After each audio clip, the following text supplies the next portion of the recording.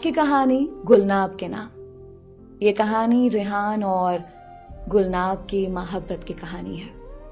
ہم لوگ شہر سے نزدیک رہتے تھے، جہاں سے کھیتوں والا علاقہ شروع ہوتا تھا. یہیں ریحان کا گھر تھا. گھر سے آگے باغ اور پھر کھیت تھے.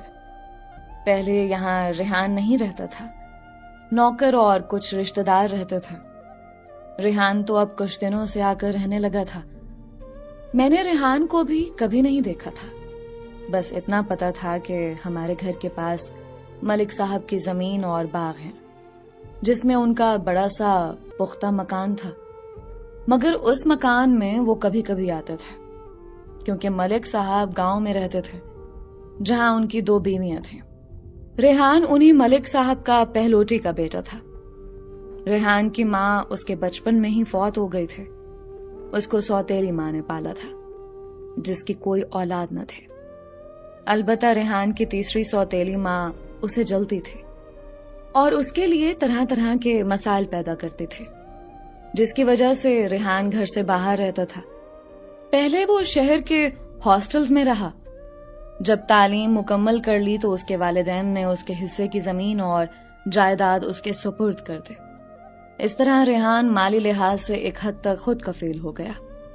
ریحان کے حصے میں جو زمین، مکان، باغ اور کھیت آئے، یہ وہی تھے جو ہمارے گھر کے نزدیک تھے. ان کی دیکھ بھال کے لیے وہ خود بھی آ کر رہنے لگا. ریحان اپنے بوڑھے نوکر کے ساتھ اکیلا ہی رہتا تھا. لیکن مجھے اس بات کا پتہ نہیں تھا کہ میں نے یہاں اپنے پڑوس میں ریحان کو پہلے بھی دیکھا نہیں تھا. البتہ ملک صاحب کو ضرور دیکھا تھا. اس دن میں بھی گھر میں اکیلی تھی.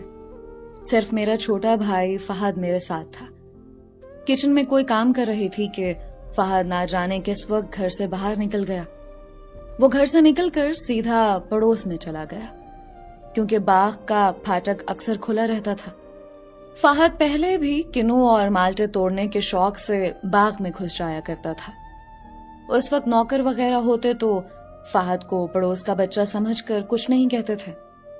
لیکن آج نوکر کے بجائے ملک نے اس کو مالٹے کے درخت پر چڑھتے ہوئے پکڑ لیا. ہمارا کچن باغ کی دیوار کے ساتھ ہی تھا. اچانک مجھے اپنے بھائی کی چیخ سنائی دے.